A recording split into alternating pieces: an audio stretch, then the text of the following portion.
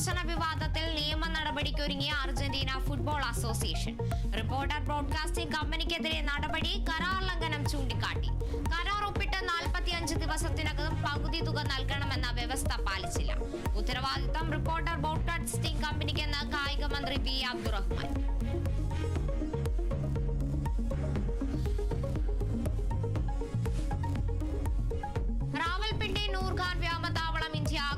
സമ്മതിച്ച് Pakistan.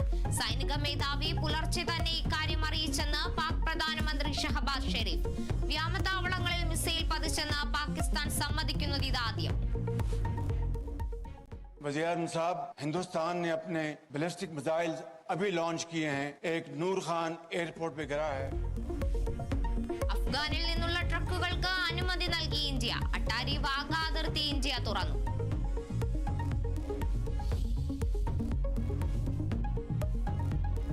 Malappuram കാളികാവിൽ rubber tapping തൊഴിലാളിയെ കൊന്ന കടുവയ്ക്കായുള്ള തെരച്ചിൽ തുടരുന്നു. 3 സംഘങ്ങളായി പരിശോധന.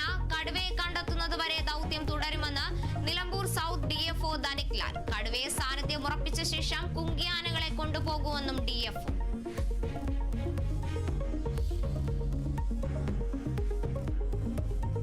കുറുപ്പുംപടിയിൽ സഹോദരിമാരെ പീഡിപ്പിച്ച കേസിൽ അന്വേഷണ സംഘം കുറ്റപത്രം സമർപ്പിച്ചു.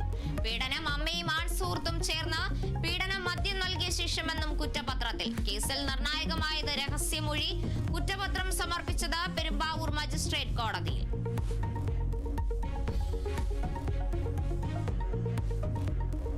തപാൽ വോട്ടുകൾ പൊട്ടിച്ചു തിരുത്തിയെന്ന വിവാദ പരാമർശത്തിൽ G സുധാകരന്റെ മൊഴിയെടുത്തേക്കും. വിവാദ പരാമർശത്തിന്റെയും തിരുത്തൽ പ്രസംഗത്തിന്റെയും വീഡിയോകൾ ശേഖരിച്ച് പോലീസ്. 36 വർഷം മുമ്പുള്ള സംഭവത്തിൽ തെളിവുകൾ കണ്ടെത്തുക വെല്ലുവിളി.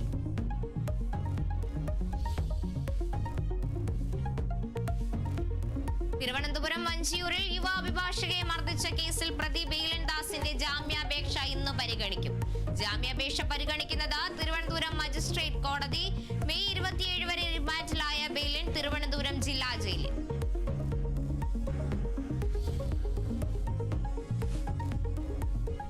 ദോഹ ഡയമണ്ട് ലീഗിൽ ജാവലിൻ ത്രോയിൽ ചരിത്രം കുറിച്ച് നീരജ് ചോപ്ര. ജാവലിൻ ത്രോയിൽ 90 മീറ്റർ കടക്കുന്ന ആദ്യ ഇന്ത്യൻ താരം. ഡയമണ്ട് ലീഗിൽ നീരജിന് 2ാം സ്ഥാനം.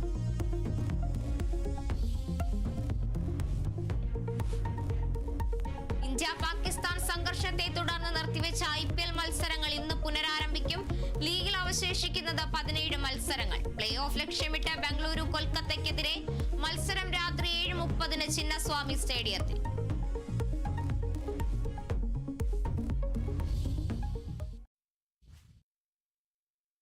സ്വർണം വെള്ളി നിരക്കുകൾ.